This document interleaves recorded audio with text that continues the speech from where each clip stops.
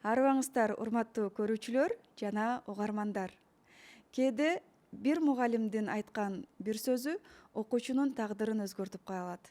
Ал эми бир мугалимдин өмүр бою топтогон тажрыйбасы жүздөгөн мугалимдерге дем бере алат. Бүгүн биз дал ушундай адамдардын тажрыйбасын угуп, алардан сабак алып, үлгү алуу максатында алгачкы жолу Танапис подкастын баштамакчыбыз.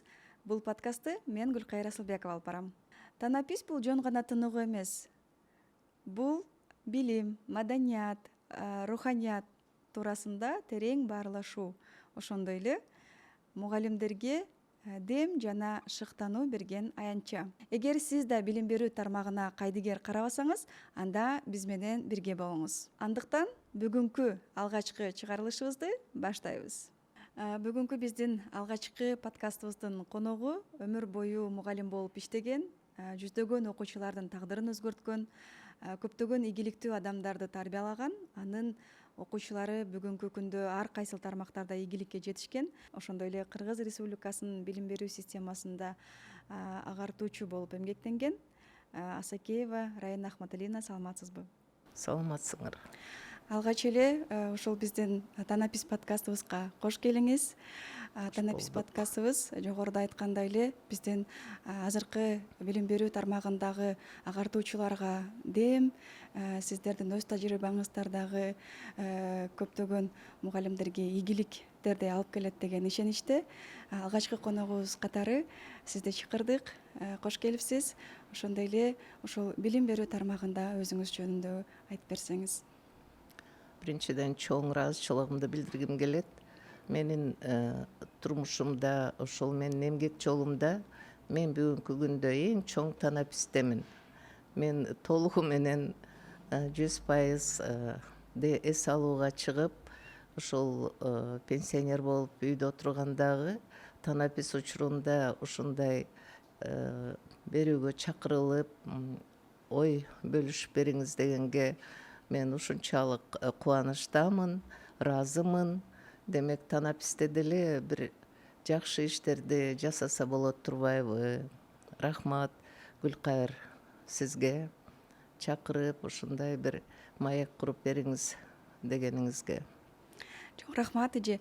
Алгач эле ушундай суроону узаткым келип турат. Сиздин ошол мугалимдик жолуңуз кандайча башталган? Ошол туурасында дагы айтып берсеңиз. Мен кичинекей чагыман эле ушунчалык медик болгум келчү да.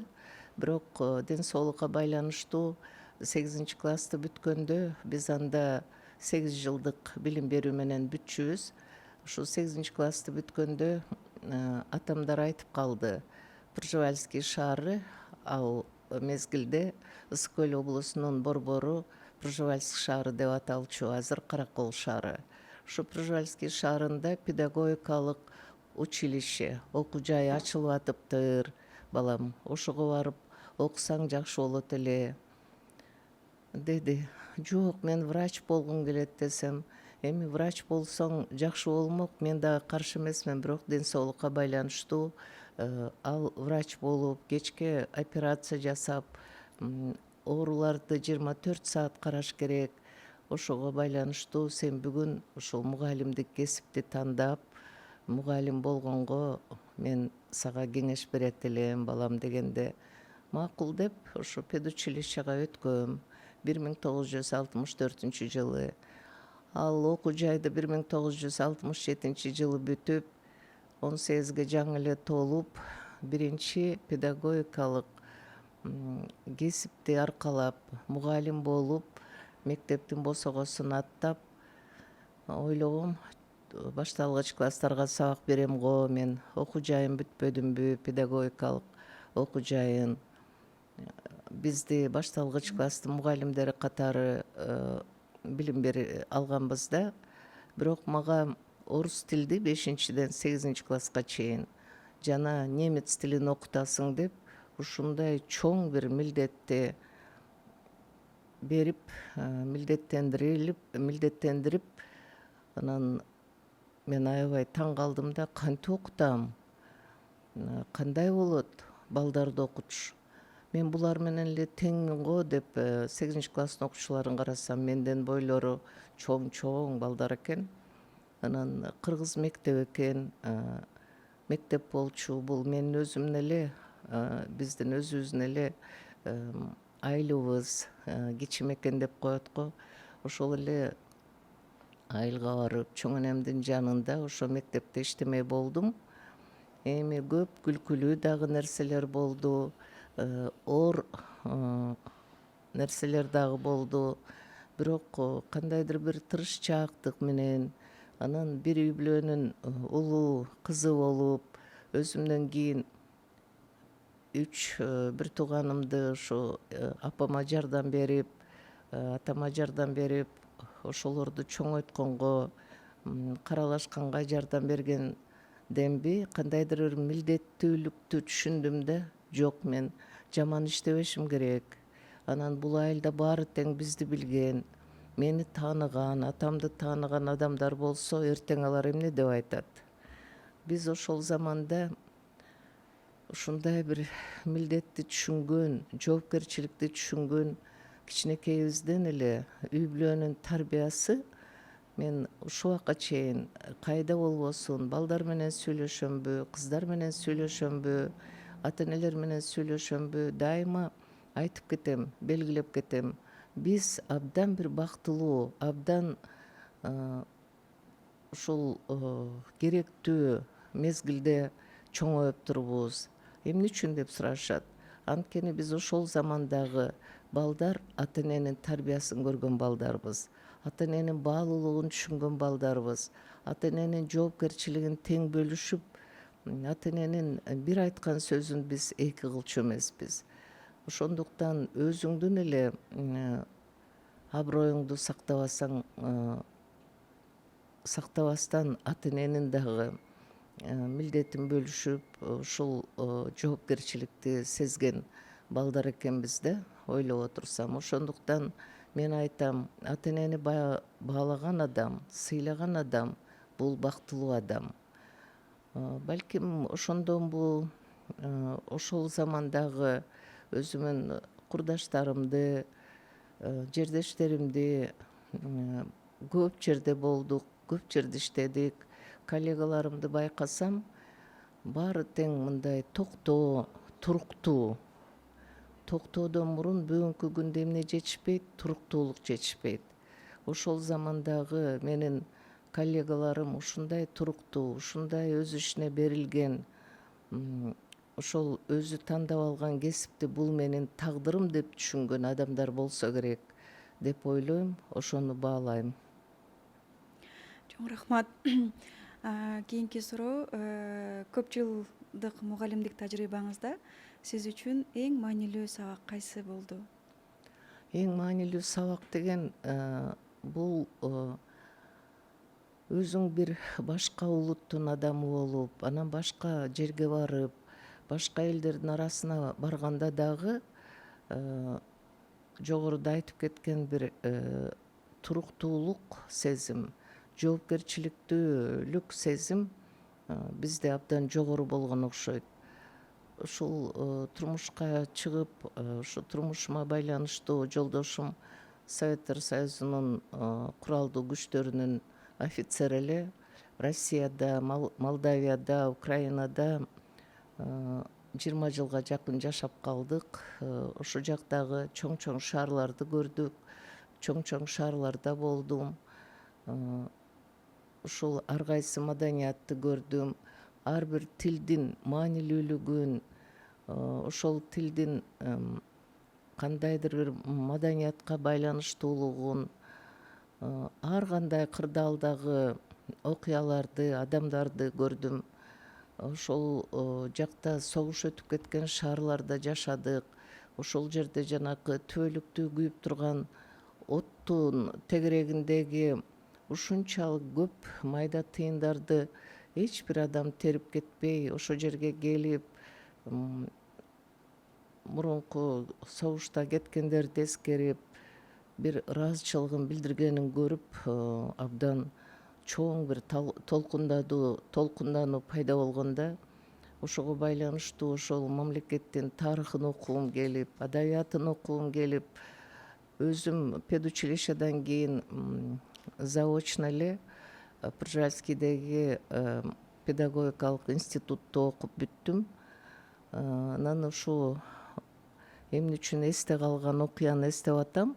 Ошо Россияга барып мектепке мени 9-10 класстын сабактарын берди. Анан мугалимдик ишимди баштап, бир күнү сабак берип атып, мындай эшикти карасам, эшиктин артында тиги астынан көрүнүп турат да, бир 2 адамдын буттарынын немеси көрүнүп турат. Мени бул мугалим орусча билеби, билбейби деп мындай кыжаалат болуп атканго директор, же завучтар турабы деп.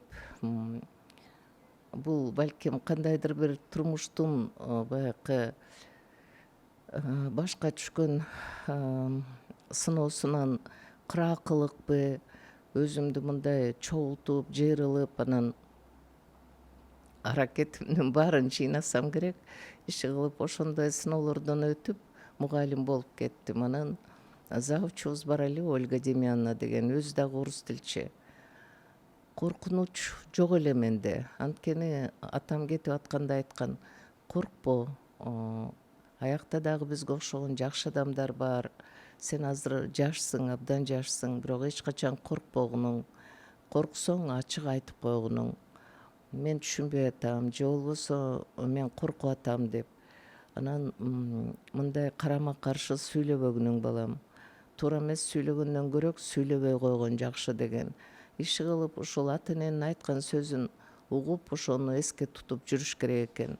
Бул сөз баягы Кудайдын буйругу менен эч качан жаш адамды жаманчылыкка түртпөйт, жаманчылыкка алып барбайт деп. Бир планды жазып келдим Ольга Демьяновнага. Окуп, жарабайт, барып кайра жаз дейт. Эмне үчүн? Мен ойлонуп жаздым, окудум десем, жок, сен мындан да жакшы жазганга аракетиң бар экен, ойлонуп көрчү деп. Ошентип мен 3-чү жолу планды алып келсем, мени кечке карап, сага ким подсказка берди дейт. Жок, эч ким, я сама долго думала десем. Вот молодец, ты будешь хорошим учителем деген. Ошентип бул дагы балким ал адамдын батасы болуш керек. Мен ойлойм, мен аядыбы же кандай бир сезимде болду деп. Бирок мугалим болдум, аяктан завуч болдум, аттестациядан өттүм. Ошо Краевой институт усовершенствования учителейден келген 15 мугалим ошо аттестацияга бизди сабак бердирип, сабакты угуп, баа бергенде мага 5 дегенде мен аябай таң калгам. Анан ар бирөө туруп айтты да, такой красивый язык, такое большое знание литературы деп. Ушунун баарын карайт турбайбы? Мындан ары кантип иштейм деп. Анда дагы вот ийгиликке жетишип, ошо мактоо сөздү угуп, ошо менен бирге жоопкерчиликти сезгем деп кийин өзүм ойлойм да. Вообще-то бул турмуш, сыноо экен. Бул жашоо турмушта иштеп жүргөндө кандай гана бир оор моменттер болбосун, алардын сөзсүз түрдө кийинки жашоодо, кийинки эмгектенүүдө өзүнүн бир орду болот экен. Мунун баары бекеринен эмес деген бир жыйынтыкка келдим да. Заман өзгөргөн сайын мугалимдердин ролу да өзгөрүп бара жатат. Сиздин оюңузча бүгүнкү мугалим кандай болуш керек? Негизи мугалимдик этика деген бул чоң бир өзүнчө бир тема. Бирок азыркы мен ойлойм, мугалимдерге бул жакшы шыктандыруучу сиздин өзүңүздүн оюңуз аларга пайдалуу болот деп ойлойм. Көп жыл мугалим болуп, мектептин жетекчиси катары болуп иштедим. Райондук билим берүү бөлүмүндө, областтык билим берүү башкармалыгында иштедим. Бишкек шаардык билим берүү департаментте иштедим. Ушул иштин баары баягы өзүңдүн бир методикалык деңгээлиңди топтоого, ошо менен жаш мугалимдерди ошо менен жаш мугалимдер менен бөлүшүүгө, мындай тажрыйбалуу мугалимдер менен бир деңгээлде, бир катарда сүйлөшүп, болгон тажрыйбаны бөлүшүп, жаңылыктарды үйрөтүү бул ушул кийинки менин билим берүү системасындагы жетекчилик иштеримдеги чоң милдет болуп калды деп ойлойм. Анан мындай милдеттүү ишти алып кетүү дагы кайсы командада, кайсы ушул башкармалык болобу, департамент болобу, ошол жердеги команданын, ошол жердеги мекеменин ар бир специалистине жараша болот окшойт.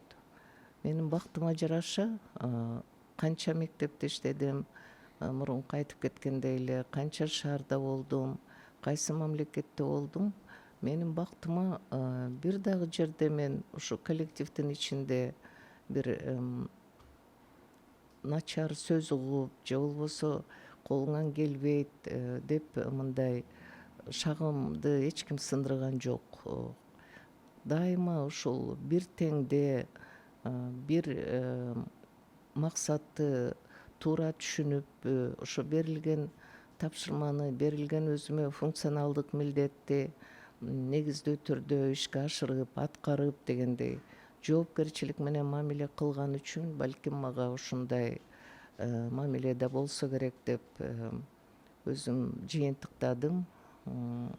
Ошого ишеним да пайда болду. Анан ар бир баскан жолуң, жылдан жылга топтогон тажрыйбаңды эле ушул адам менен иштешүүгө, биз негизинен эң гумандуу дүйнө жүзүндөгү эң керектүү, эң милдеттүү кесиптин ээсибиз. Анткени биз адам менен иштейбиз, адамды тарбиялайбыз. Адамга ушул чоң, кенен, ар кырдуу, кызыктуу дүйнө жүзүнө жол ачабыз. Мектептеги биринчи сабактан баштап, А деген ариптен баштап дегендей, айылдык мектеп болобу, шаардык мектеп болобу, көп балалуу үй бүлө болобу, же болбосо бир эле бала болобу ошол жерде үй бүлөдө. Ошол ар бир баланын дүйнө жүзүн таанысууна, өзүн түшүнүүгө, бүгүнкү күн менен мурунку күндү салыштырсак, мугалим мурун билим, билгичтик, көндүмдөргө жооп берсе, ошол талаптарды так аткарганга аракет кылса, ар бир сабагын кызыктуу бергенге, кызыктуу кылып уюштуруп өткөрүүгө жоопкерчиликтүү болсо, бүгүнкү күнү буга көп милдеттер кошулду. Бүгүнкү күнү биз баланы окутуп атып, ал баланын билим гана алуусуна, таанып билүүсүнө жоопту эмеспиз. Ошол баланы эң биринчи өзүн инсан катары таануусуна, инсан катары өнүгүүсүнө жооптубуз. Бул жоопкерчилик менен бирге биз ата эненин дагы жоопкерчилигин өзүбүзгө алып алгандай сезилет. Кээ бирөө айтышы мүмкүн, ой сезилбейт, билинип эле турат. Мына милдеттин баарын мектепке илип койдук деп канча талаш тартыш болду. Илип коюу жок бул жерде. Менимче мектеп деген бул ошол билимдин, инсандын өзгөчөлүгүн өнүктүрүүнүн, инсандык сапаттарды кылдааттык менен ошо тарбиялоо, бапестеп багуунун үстүндө иштеген бир өзүнчө борбор.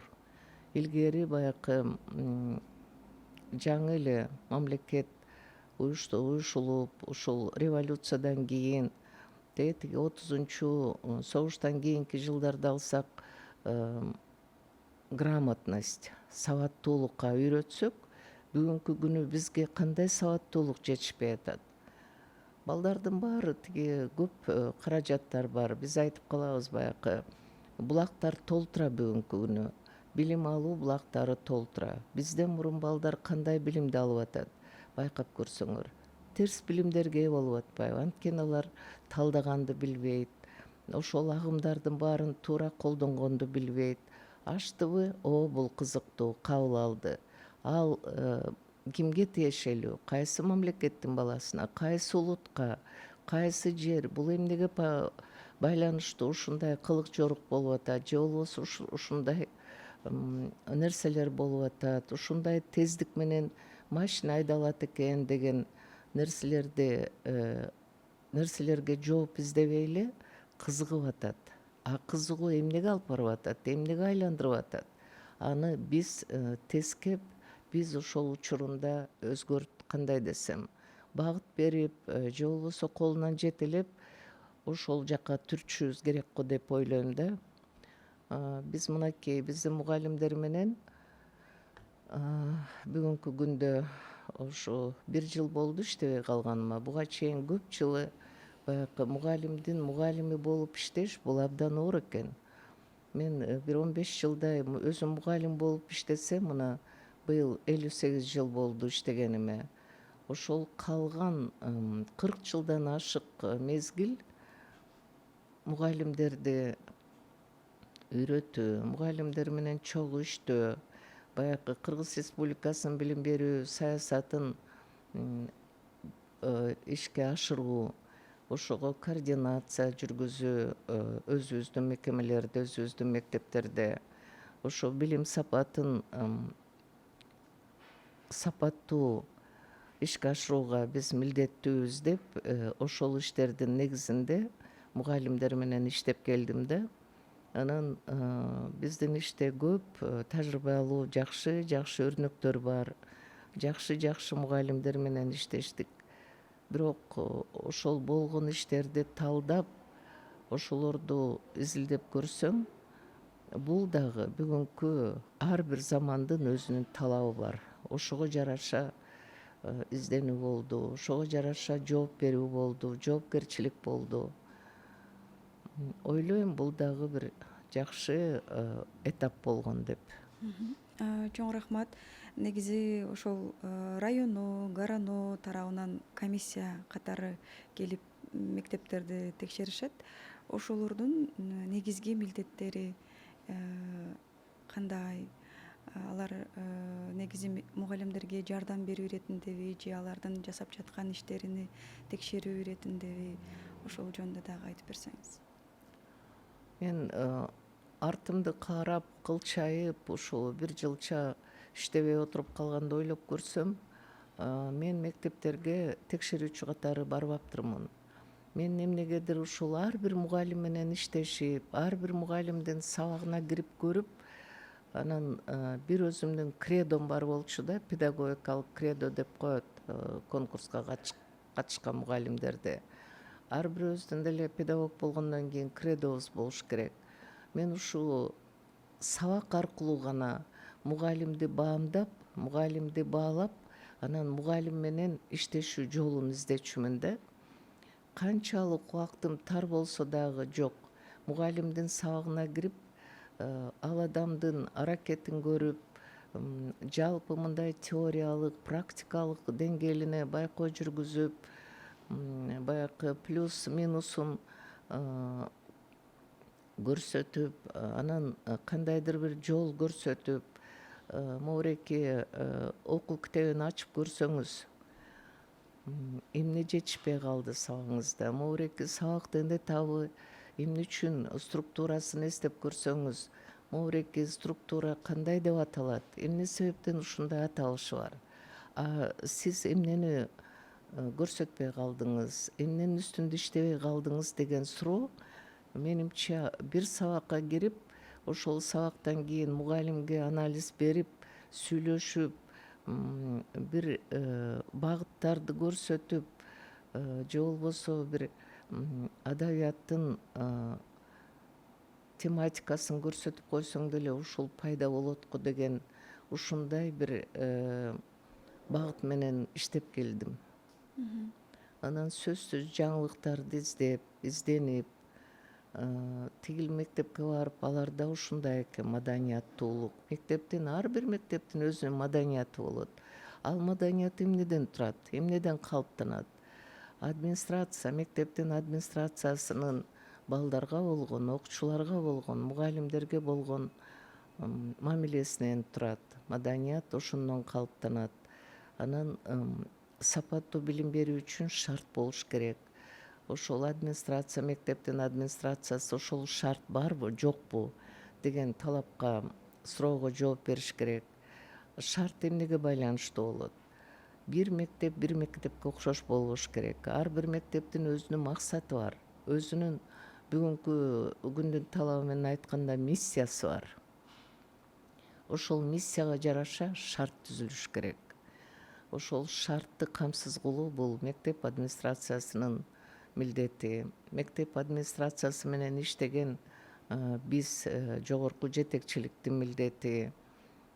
Ошондо баарын мындай баамдап, ордоруна келтирип, УМКсы кандай экен, ОМКсы, окуу методикалык комплекс менен бул жер толукталганбы, толук мүмкүнчүлүгү барбы?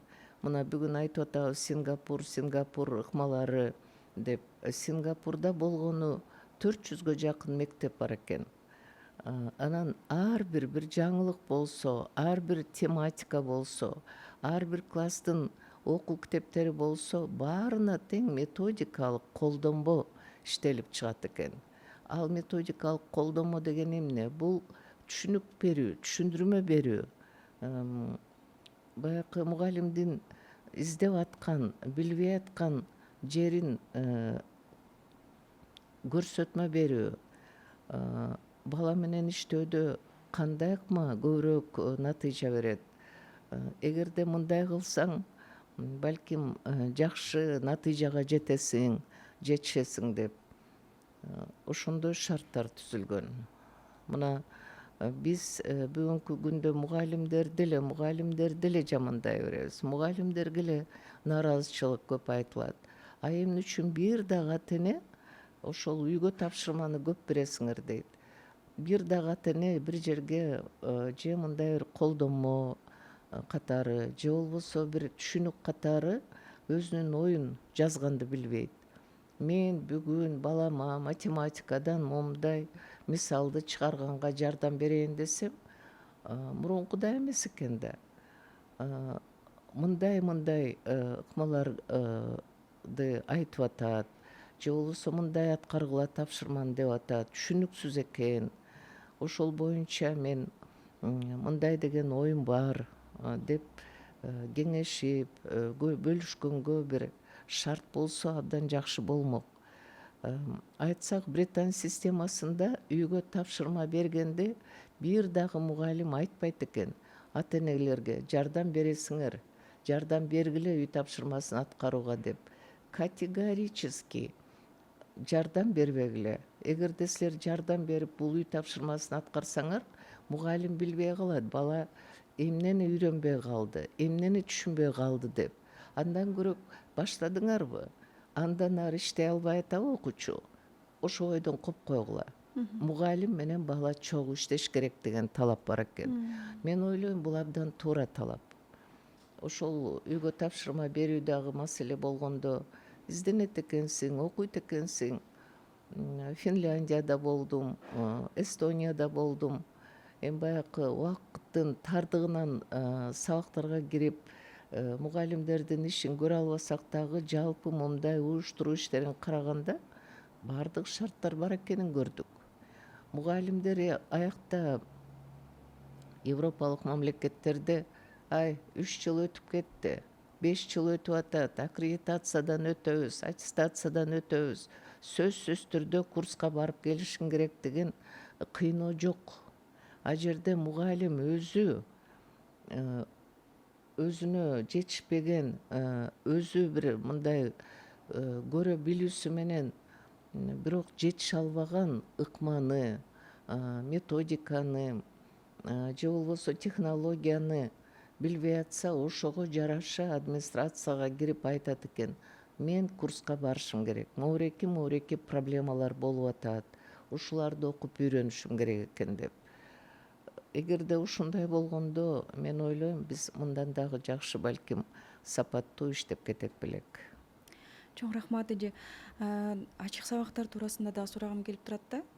Ачык сабак деген өзү эмне?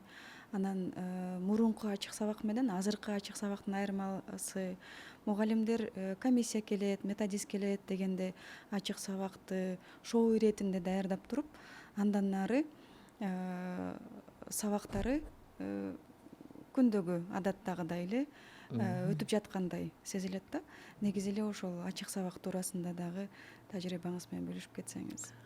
Эми илгери деп коелук, мына жарым кылымдан ашык иштеп келатам деп атпаймынбы? Ачык сабак деген бул чындыгында ачык сабак. Буга методист дагы жардам берип, мугалимдер баягы эле мугалимдер бул деген бир кандай десем, бирдем менен аракет кылган, бирдем менен иштеген коллектив да жакшы педагогикалык коллектив болсо, бири-бирин түшүнгөн, бири-бирине жардам берем деген мугалимдердин ортосунда мен эч качан байкап көргөнүм жок. Ушундай бир орусча айтканда зависть, кыргызча көрө албастык же ичтардык жок да. Анткени мен ойлойм, ар бир мугалим түшүнүп турат, бири-бирин түшүнөт, түйшүгүн түшүнөт, бул канча көлөмдөгү түйшүк деп. Убактысынын тардыгын түшүнөт. Анан өзгөчө муреки айыл жериндеги мугалимдер ушунчалык бир туугандай болуп, үйүндө эмне болуп атат, үй бүлөнүн шарты кандай, ошого жараша биринин оор бир башына оорчулук түшүп калса, ошону бөлгөнгө аракет кылып, ушундай бир мамиле бар мугалимдердин ортосундачы көбүнчө. Азыр билбейм. Азыр мени кубандырганы жаш мугалимдер көбөйдү. Жаш мугалимдер келгени бул абдан чоң бир көрүнүш да. Анткени мугалим болуп иштейм деп өзүнө ишенимдүү жигиттер, кыздар келип атат. Ушунчалык көздөрү жалындап, изденип иштейин, көрөйүн, окуучуларды карагандары дагы башкача, мындай тажап кеттим деген жаш мугалимди көргөнүм жок. Бул абдан сонун көрүнүш. Мен ошого абдан кубанамын дайыма. Ошондуктан ошол балдардын шагы сынбаса экен, ушулар бир күткөн нерсесин көрсө экен, үйрөнсө экен деген үмүтүм чоң болчу да. Анан ачык сабак деген ал илгери болгон. Эмне себептен ачык сабак? Илгери ошол ачык сабак аркылуу биз сабакка кирип мугалимдин тажрыйбалуулугун көрчүбүз. Жанакы методикалык талаптарды билгенин, үйрөнгөнүн, колдонуусун баалоочубуз. Ачык сабак ал убакта деле баягы очередность деген болчу. Анан ачык сабактарды өзүнүн тематикасы менен, өзүнүн бир талаптары бар болчу.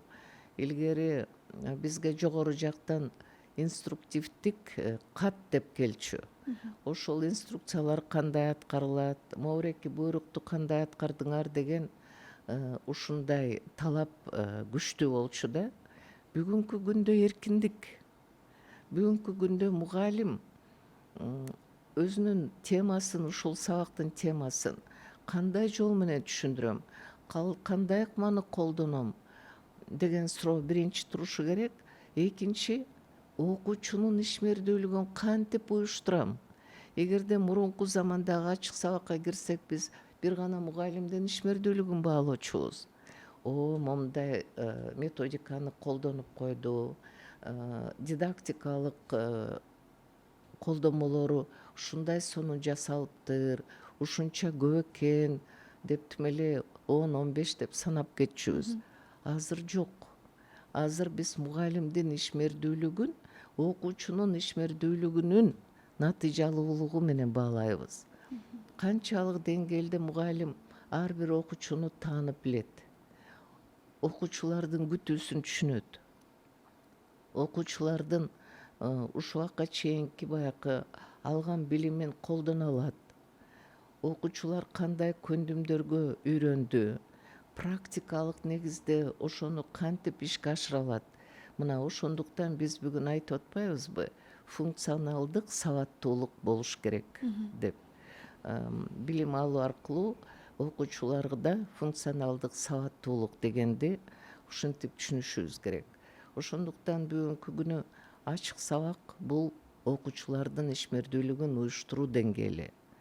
Мына lesson study деп сабак тизилдөө деген тематика азыр Кыргызстанда дагы жакшы жайылып келатат. Бул тиги Казакстандагы Назарбаев мектептеринин педагогикалык чеберчилик деген борбор бар. Ошол борбор бул Япониядан келген ыкма экен. Ошону киргизип казакстандык мектептерге. Анан биз дагы ошого катышып, үйрөнүп, карап көрсөк, бул жерде баягы үстөмдүк жок, горизонталдык мындай бир катар менен кеткен, бири-бири менен кызматташуу негизинде үйрөнүп кабыл алган тажрыйбалар, кабыл алган методика. Бул жерде сабак тизилдөө деп бекеринен айтылган жери жок. Сабак деген бул кимдин ишмердүүлүгү? Окуучунун ишмердүүлүгү. Ал канчалык деңгээлде уюштурулуптур? Бүт ошол теманы теориялык жагынан, практикалык жагынан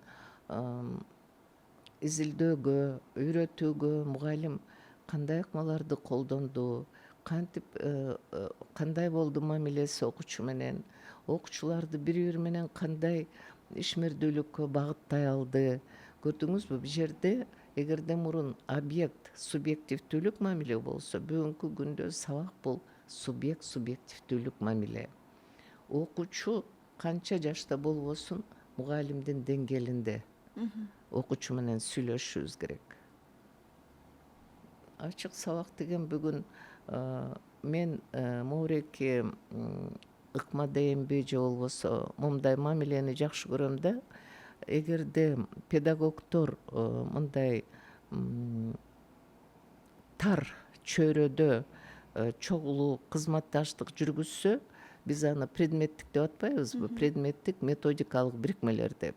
Бул тар чөйрөдө бир предмет аркалаган мугалимдер бири-биринен үйрөнүп, бири-биринин сабагына катышып, бири-бирине анализ берип, чогуу ошол кемчиликтерди таап, эмне себептен сабак натыйжалуу болбой атат, кайсы ыкманы колдонсок деп ошол ыкманы таап, ошону колдонуу үчүн кантип эмнеге үйрөнүш керек дегенди изилдеп, ошондой иш алып барса абдан натыйжалуу болот эле деп ойлойм да.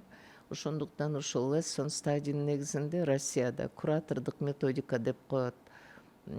Бардык жерде эле жакшы билим берип, сапаттуу билимге, сапаттуу натыйжага жетиш үчүн абдан көп изденүүлөр бар. Педагогика өнүгүп атат, өсүп атат. Ошолорго жетишип, ошолорду үйрөнүп, өзүбүзгө чакандап трансформация кылыш үчүн аракет болуш керек. Чоң рахмат. Базистик окуу планында предметтик дисциплиналар кайсыл принциптердин негизинде түзүлөт? Эми бул базистик окуу план жөнүндө быйылкы окуу жыл башталаардын алдында бир топ жакшы түшүндүрмө семинарлар болду. Эгерде буга чейин биз базистик окуу пландын жанакы билим берүү чөйрөлөрү деп атасак, а жерде башкача бир топ аталмалар бар эле да, аталыштар. Математика азыр өзүнчө бөлүндү, филологиялык деп тилдерди өзүнчө бөлдүк, социалдык, гуманитардык деп өзүнчө бөлдүк ал предметтерди, технология жана башка деп бөлүп атабыз. Ар бир бул билим берүү чөйрөсү, то есть өзүнүн талаптары бар, өзүнүн ошол предметтер мына филологиялык болгондо кыргыз тили, эне тили, орус тили, англис тили, чет тилдер. Булар өзүнчө бир чөйрө болуп атат. Анткени булар окшоштугу бар да. Ар бир тилде фонетика бар, ар бир тилде баягы эрежелер, грамматика деп коебуз. Ошондуктан бул туура эле ошентип ошондойго бөлүнүп атат. Ошону менен бирге эстетикалык багыттагы предметтер, көркөм өнөр бул керекпи? Керек. дене тарбия бул дагы бүгүн абдан маанилүү, бүгүн эле эмес деги эле маанилүү. Баланын ден соолугу чың болуш үчүн, ошол окуган предметтерди жакшы түшүнүш үчүн баланын ден соолугун ойлошубуз керек. Ошондуктан баягы канча тетиги Ян Амос Коменскийден берки сабак деген өзүнүн орду бар. 45 мүнөт деген орду бар, туурабы? Булардын баары окуучулардын, балдардын жаш өзгөчөлүгүнө жараша, физиологиялык өзгөчөлүгүнө жараша, көркөм баягы эстетикалык өзгөчөлүгүнө жараша мына азыр айтып атабыз профилдик билим берүү. Бул дагы бекеринен эмес, бул учурдун замандын талабы. Аны кандай деңгээлде киргизебиз, кандай бөлүштүрөбүз, бул ушул кандай жаңылык болбосун мектепте билим берүүдө баланын ушу билим берүүнүн эң биринчи баягы кызыктар тараптар ким түзөт? Ата-эне да. Бала ата-эненин баласы. Экинчи бала өзү инсан катары. Үчүнчү бул катышуучу мугалим. Анан булардын баары бизге заказ берген ким? Биздин коомчулук. Туурабы? Биздин мамлекет. Вот бул жерде ошол бүт базистик окуу пландагы көлөмү канча саатка, канча предметке канча саат бөлөбүз. Ал предметти кайсы убакта өткөрөбүз. Сабактын баягы жүгүртмөсү деп атпайбызбы, расписание. Ошонун баарынын өзүнүн талаптары бар, баарынын эрежеси бар. Кайсы бир аптанын кайсы күнүндө биринчи сабакка математиканы койсо, балдардын көңүлү сакталат деп. Ошондуктан бул мектепти башкарууда, ички көзөмөлдү жүргүзүүдө, баардык иш-чараларды убактысында уюштуруп өткөрүү бул бекеринен администрациянын иши эмес. Ошондуктан бүгүнкү күндө биз педсовет болобу, окуучулардын өзүн өзү башкаруу уюмунда болобу, ата-эненин орду болсо, ошол жакшы болот эле деген талап бекеринен эмес. Биз баардык милдетти ата-эне менен бөлүшүбүз керек. Билим берүүнүн сапатына дагы ата-эне жоопкерчиликтүү болуш керек. Тарбиялуулугуна дагы. Жана мен айтып атпаймынбы, биз бүгүнкү күнү мугалим эң биринчи ата-эне менен бирге мына бөлүнбөй, бирдиктүү жанакы инсан катары өнүгүүсүнө жоопкерчиликтүү мугалим. Ата-эне менен бирге деп атабыз. Демек ата-эне ошону туура түшүнүш керек. Ошо милдетин билиш керек. Ошондуктан кандай чогулуш өткөрөбүз? Баягы илгерки заман жок, баарын отургузуп алып, тиги чогулуш өткөрүп, сиздин балаңыз момунча 4-2 алды жумасында, бул сабактан 2 тиги деп бүгүн андай маалымат берүү туура эмес. Биз ата-эненин дагы инсан катары, баланын дагы аброюн түшүрүшпөшүбүз керек. Тескерисинче ошол ата-эненин кыял жоругунда эмне бар экен, ошон үчүн кантип сүйлөшсөм деген көрдүңөрбү? Канча мындай опурталдуу моменттер болот. Ошону этияттык менен айтып атабыз, көңүл буруп атабыз. Ошон үчүн мага бүгүн жагат ушу жаштар мектепке келгени, жаштардын иштейм деген мындай бир ынтызар, жакшы балдар бар, кыздар бар. Мен ошолордун баарына ийгилик каалайм. Бирок аларга дагы насаатчы керек, аларга дагы жол көрсөткөн адам керек. Бүгүнкү күндө кээ бирөө айтат, ой, насаатчысынын деле ордунун кереги жок деп. Жок, канча кылым улуулар кичүүлөрдү үйрөтүп келген, жол көрсөтүү деген бар, сый урмат деген бар. Ал адамдын тажрыйбасы менен кечүү эле мектептин босогосун аттаган жаш мугалимдин тажрыйбасы жок да. Ага дагы бирөө насаатчылык кылып, жок дегенде сабак мындай болот, бул класстын балдары мындай, сен мындай кылгының. Кыздар көп болсо мен дайым айтам, тиги жаш мугалим, сабакка баратасыңбы? Кайсы сабак өзгөчө эркек балдарга? ай жерде кыздар оңой эмес, азыр сабакка кирсең пульсуңду кармап турат десем эле күлөт. Вот ото таптакыр эле минтип эле баратасың. Кыздар да күлүп жайнап кирип жакшы сабак берет. Бүттү көрү күлүп кирсең пульсуңду кармап, о агай супер деп бири-бирине сразу эле момтуп кетет.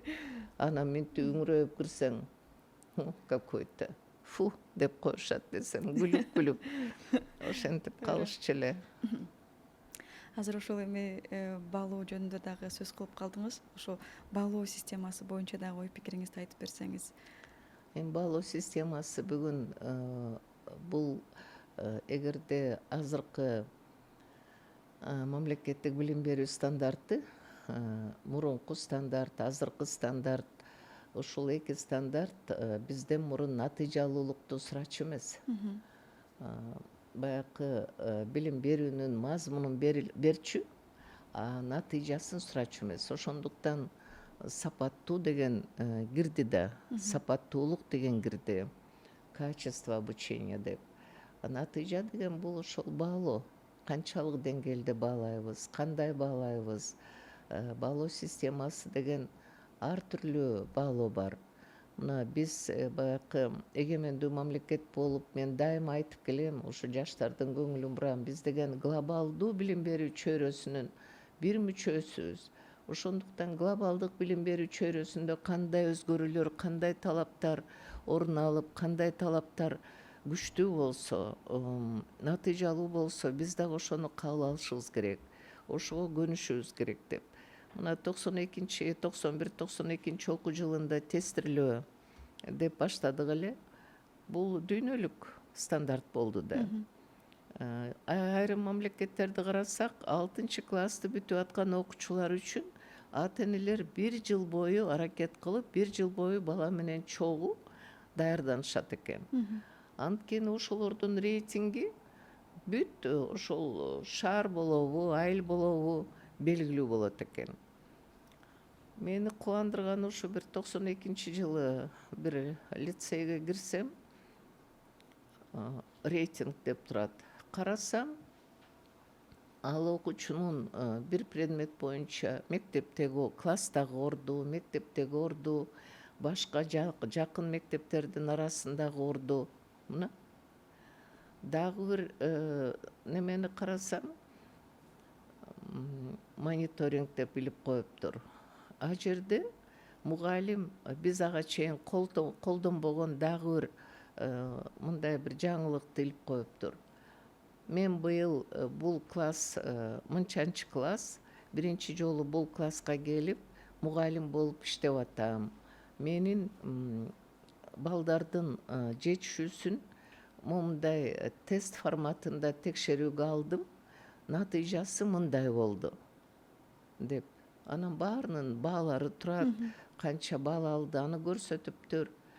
Анан эстеп калдым, окуу жылдын аягында барсам, ошол эле мугалим баягы класстын жазып, биз быйылкы окуу жылында мындай ийгиликке жетиштик деп. Тигини дагы илип коюптур, муну да илип коюптур. Айырмасы асма менен жердей.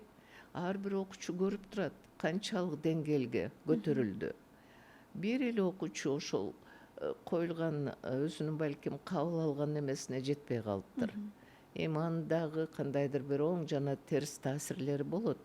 Балким кандайдыр бир ал бала ооруп калдыбы, аны изилдейт. Мына ушундай майда нерселерди туура колдонгондо сөзсүз түрдө баланын билимин, сапатын туура баалоого жетишебиз. Эмне себептен бүгүнкү күндө критериялык баалоо деген киргизилди? Эмне себептен фундаменталдык баалоо деп атабыз? Формативдик баалоону изилдеп, аны колдонуп көрдүк.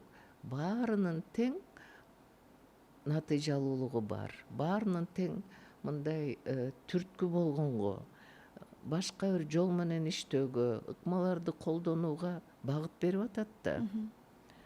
Кээ бирөөндө балким критериалдык баалоо десе эле, ой анан тигил, анан бул, анан а жерде жанакы этиштерди туура колдонуп, ушуларга маани берип, анан тиги дескрипторлорду туура койсо эле чыгып калат экен да. мына бекеринен келгиле бирге окуйбуз, бирге математиканы үйрөнөбүз деген кандай сонун проектлерден окуду биздин жаш мугалимдер. Ошонун баарынын пайдасы бар, ошонун баарынын натыйжасы бар.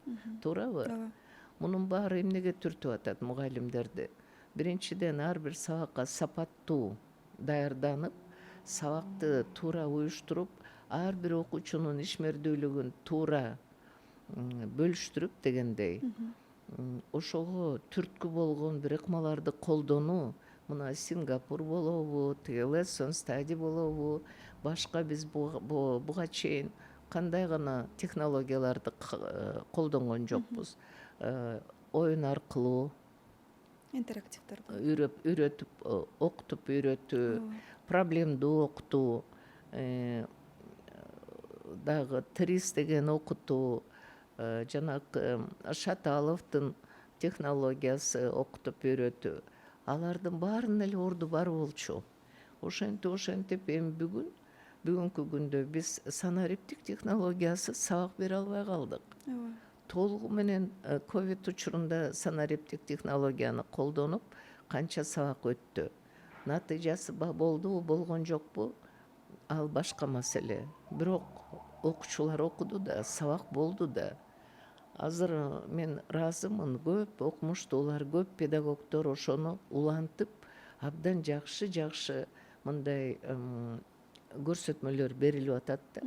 Экинчи маселе, канчалык негизде санариптик ошол технологиялардын орду бар. Ошону кандай пайдаланабыз, кантип толуктайбыз, ошолорду туура кабыл алуу. Силерге окшогон жаш мугалимдер бүгүнкү күнү ал технологияны колдонбосо сабагы супсак. Алар сабакка кирбей калды. Менин курагымдагы мугалимдер сөзсүз түрдө аларга оор. Бирок алар деле аракет кылып атат да. Анткени бул бүгүнкү күндүн талабы. Чоң рахмат эже. Азыр эми үй тапшырмасы туурасында дагы сурагым келип турат да. Үй тапшырмасы негизи эмне үчүн берилет? Балдарга канчалык таасири бар? Ошондой эле азыркы учурда жасалма интеллект аябай өнүгүп жаткан учуру, күндөн күнгө технология өнүгүп атат. Балдар ошол эле мугалим берген үй тапшырмасыны ошол жактан колдонуп келип аткан дагы учурлар болуп атат. Ошо деги эле үй тапшырмасы берүү жөнүндө дагы айтып берсеңиз. Бул абдан чоң маселе, бул абдан кызыктуу маселе. Муну момундай изилдеп, далилдөө менен, кандай десем, далилдөө менен бөлүшкөн бир топтор иштесе жакшы болмок. Жана мен айтып кетпедимби, мен ошого кошулам да Британ системасына. Үйгө берилген тапшырманы ата эне менен чогуу аткарып койсо, мугалим билбей калат дейт. Бул бала эмнеге муктаж? Кайсы теманын үстүндө иштеш керек чогуу депчи. Но бул деле жарым-жартылай болуп атат. Бул деле баягы ситуациядан чыгууга көп жардам бере албайт, туурабы? Эми ушунча жылдан бери келаткан үй тапшырмасын баарыбыз эле аткарып келдик. Баарыбыз эле ошону тим эле жоопкерчилик, бул биринчиден жоопкерчилик. Экинчиден үйгө келип, жок мен бош эмесмин. Мен ушул предметти дагы улантып окушум керек деген, көрдүңөрбү, милдет болуш керек. Бул окуучунун милдети. Жоопкерчилик жана милдеттүүлүк. Милдеттүүлүк болбосо бала окучумун, канча саат окучумун деген суроо жоголуп калат да. Анан буга чейинки бир 10-15 жыл мурун карап көрсөк, балдарды реферат жазып келгиле десе, бардыгы эле реферат бири-бирине окшош эле чыгып калбады беле. Допустим, тиги жыйынтыктоочу мамлекеттик аттестацияга сочинение жазуу. Бүт тиги подземкалардын баары ошол сочиненияга толуп кеткен. Анан абдан жакшы болду, эссе жаздырып, эссе деген бул ой жүгүртүүсү, аныктоосу, далилдөөсү менен кетип атат да. Баланын өзүнүн ою, өзүнүн суждениясы, ой жүгүртүүсү. Бул жакшы нерсе болгон. Экинчиден ушул эссе жазуу менен эл аралык университеттерге башка мамлекеттер эң биринчи эссе сурайт экен. Эмне себептен бул кесипти тандадың жана ушуга окшогон?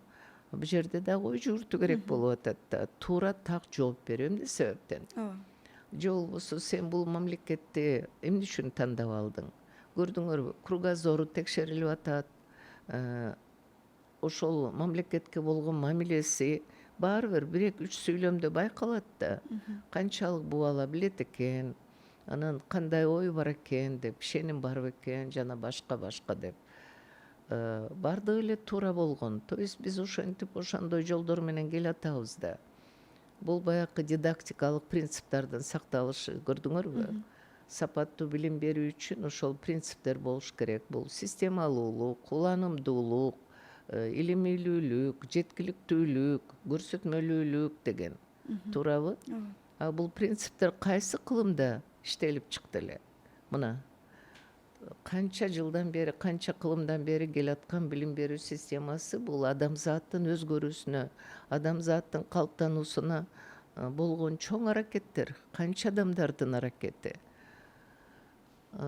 Ошондуктан бул кандай десем, үй тапшырма ар бир предметтин өзүнүн кошумча изилдөө иши. Бүгүнкү күндө биз аны минтип атпайбызбы? Базалык билим эмнени бериш керек мугалим.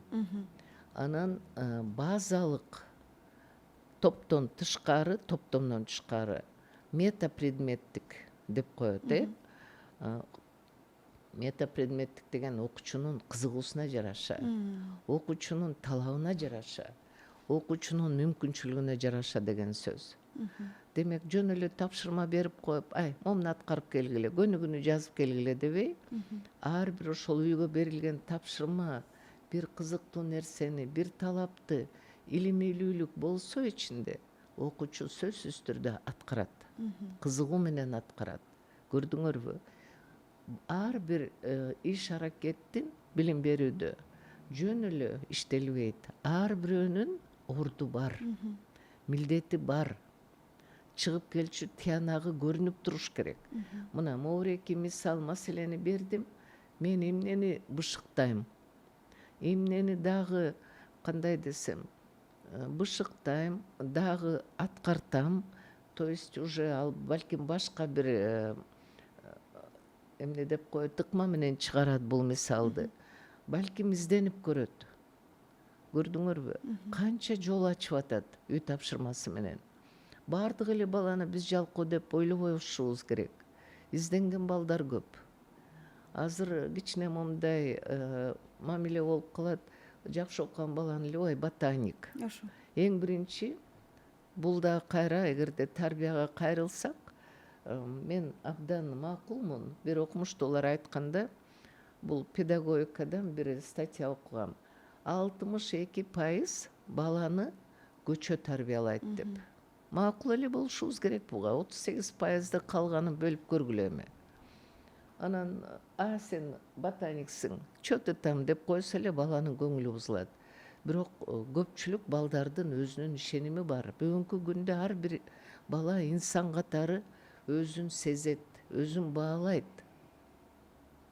Мен азыр кенеде 2,5 жашта неберем бар, кыз. Карасам, анын талаптары укмуш. Моминтип билип турат. Бирдеме сураса дагы, керекпи, кереги жокпу деп.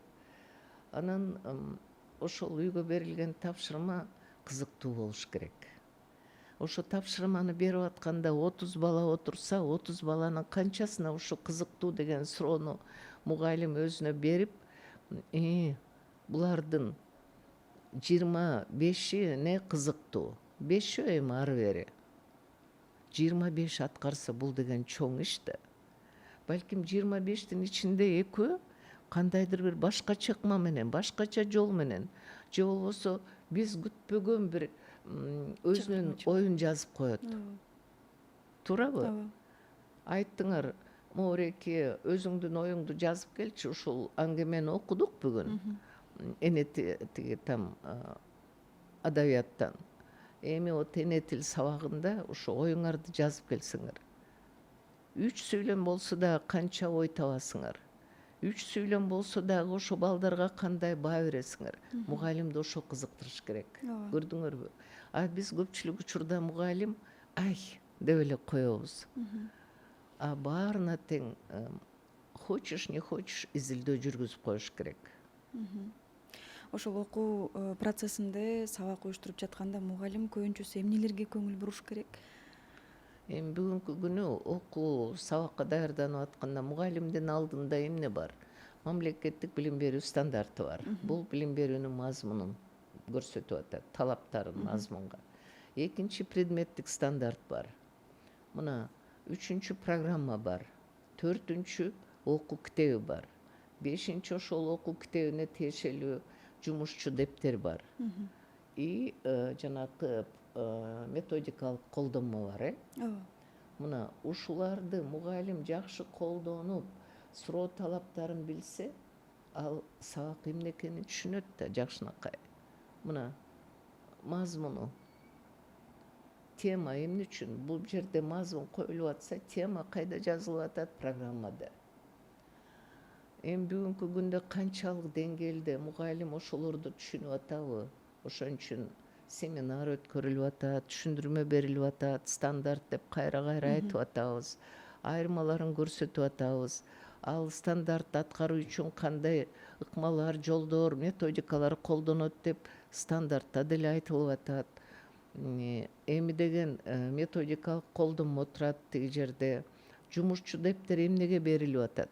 Көрдүңөрбү? Жумушчу дептер бул дагы ошол түшүнгөнүн жазып, аткарып, толуктап жана башка да.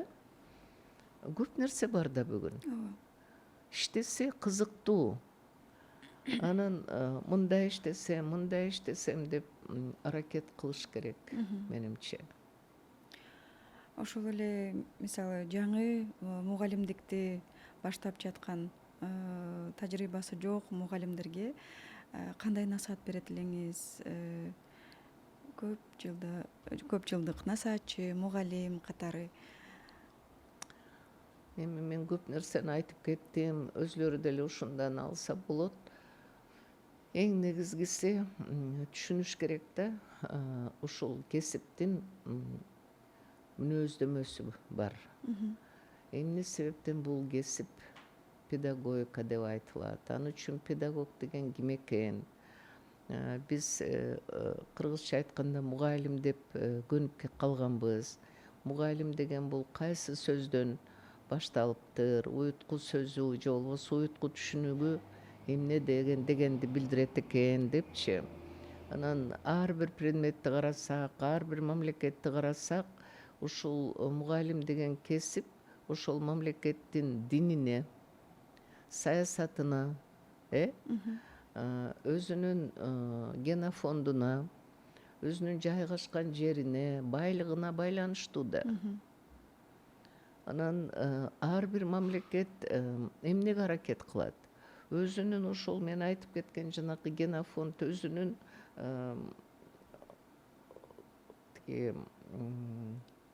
улутун сактап калууга аракет кылат. Ошол улутундагы адамдардын санын сактап калууга аракет кылат. Территориясын сактап калууга аракет кылат. Анан эң негизги баалуулук кайсы баалуулук деген суроо бар ар бир мамлекетте. Мына ошол баалуулук үчүн күрөш болуп атат да бүгүнкү күндө деле. Эмне деген күрөш болуп атат? Алып көрсөк, моно улуттагы мамлекеттер аябай аз. Бирок кээ бирөөнүн күчү кандай күчтүү? Алар сактай алды да. Америкада мамлекетти карасак, моно улут эмес. А жерде канча улут бар? Аларда эмне күчтүү? Мыйзам күчтүү. Мыйзамдын күчү менен кармалып келатат. Көрдүңөрбү? Демек ошонун баарын түшүнүш керек. Ошондуктан мугалим болуп келип атканын айтып атпаймынбы? Мен бүгүн абдан чоң кубанычтамын. Орто жерде канча бир момундай эмне деп коебуз? Өткүл моменттер болду, өткүл кырдаалдар болду, кыйчалыштар болду. мектепке эч ким келбей калган. Баягы 2003-жылы башталды эле жалпы республикалык тестирлөө. Ошондон бери мына канча жыл өттү. Орто жерде ошол ЖРТнын натыйжасы менен пороговый балл 110 балл болсо, ошол 110 балл менен педагогикалык кесипти тандап калышканда. Мен ошондо аябай ичим күйүп айтчумун. Эми бул деген остаточный принцип. Калдык. Калган орундарга, бюджетке балдар айласыз барып атат. Андан кийин коммерческий факультеттер ачылды. Баягы эле айылда намыс деген аябай рахмат, ушу мен кыргыз эли намыс көйлүгү. Канча диплом жатса деле, бирок жаманбы жакшыбы, балдарыбыздын кругозору кенен. Өзгөчө айылдык балдар. Мен айтып калам, эң таза, экологиялык таза балдар бул тети Кадамжай, Нарындын балдары депчи. Алардын билими дагы күчтүү, максат койсо жете алат. Көрдүңөрбү? Бул жерде канча себеп бар. Анан эми азыр мен карап көрсөм, билимдин орду бар биздин мамлекетте. Келди. Мына жанакы эле ошол алтын сертификат алган окуучуларга шарт түздүк. Эки жакка чыгып окуп келем деген балдарга шарт түзүлдү. Бул деген мисал керек, өрнөк керек. Вот биздин ошол кесип бул өрнөктүү кесип. Биз ар бир мисалды туура колдоно алсак, бул дагы чоң байлык. Ар бир мисалды туура колдоно алсак, колдонгонго күчүбүз бар. Кыргыз элинин кайраты күчтүү. Балдарыбыз абдан зээндүү, аракетчил окуучуларыбыз көп. Ошондуктан мен ишенем, жаш мугалимдердин бир чоң немеси тобу келатат азыр. Булар көп жаңылыктарды, көп жаңы иштерди баштайт. Бекеринен мына жаратман, кыргыз жараны деген, эмне деген программалардын үстүндө иштеп атабыз. Ошол билим сапаты менен бирге эле эмне себептен пайда болду? Руханий, нравалык тарбия берүү, ден соолугун чыңдоо деп. Мунун баары жөндөн чыккан жок да, бул программалар жөн жерден иштелип чыккан жок. Ошонун баары жанакы биз айтып келаткан мониторинг, диагностика жүргүзүлүп, ай токтогула, кайда баратабыз? Мына лицей, гимназияларда окутуп, балдарыбыздын баары кайда кетип атат? Кеткенде дагы мамлекетибиз эмне мамлекет? Кандай мамлекет экенин билбей кетип атат. Кыргызстан тарыхын жакшылап окуталык, кыргыз тилин окуталык деп. Мына мунун баары бекер жерден чыккан жок. Мен ишенем, билим берүү системасы сапаттуу болот. Чоң рахмат. Эгерде бул маек мугалимдер үчүн бир танапис болсо, ошол тыныгууда алар эмнени ойлонуп, эмнеге күч топтоп чыгышы керек? Ушул акыркы сурообуз менен биз танаписибизди, подкастыбызды жыйынтыктасак. Бул жерде белгилеп кеткендей, эми танапис деген бул тыныгуу да. Менимче мугалимде тыныгуу болбойт. Танаписте дагы мугалимдер сүйлөшөт, издешет, изденишет, ойлорун топтойт. Мен ушу мугалимдерге кажыбас кайраттуулук каалайт элем. Ар бир танаписиңер канааттануу менен болгон танапис болсо. Канааттануу деген эмне? Ушу бүгүнкү азыркы чыккан сабактан мен ушунчалык балдардын ажарлуу көздөрүн көрүп, жоопторун угуп, ушунчалык ыраазы болдум деп чыккан мугалимдер көп болсо, мен ойлойт элем, бул сапаттуу билим берүүнүн эң сонун көрүнүшү деп. Чоң рахмат, урматтуу биздин көрүүчүлөр жана ошондой эле угуучулар. Бүгүнкү биздин Танапис подкастынын кадырлуу коногу көптөгөн өмүрүнү билимге, өмүрүнү мугалимдик тармакка арнаган биздин эжекебиз, ошондой эле Кыргыз Республикасынын билим берүү системасындагы ардактуу ишмер айым катары тааныйбыз. Көптөгөн ийгиликтүү окуучуларды азыр ар бир ийгиликтүү тармакта өз иштерин алып барып аткан окуучуларды тарбиялап окуткан эжекебиз Асакеева Райан Ахматалиевна бизде конокто болду. Алтындай убактыңызды бөлүп келип бергениңизге сизге чоң рахмат эжеке. Ишиңизге ийгилик каалайбыз. Алтын башыңыз аман болсун. Аябай ыраазыбыз келип бергениңиз үчүн. Чоң рахмат. Ийгилик каалайм силерге дагы. Ушундай кызыктуу танапистер көп болсун. Тынбагыла иштегиле. Рахмат эже. Рахмат.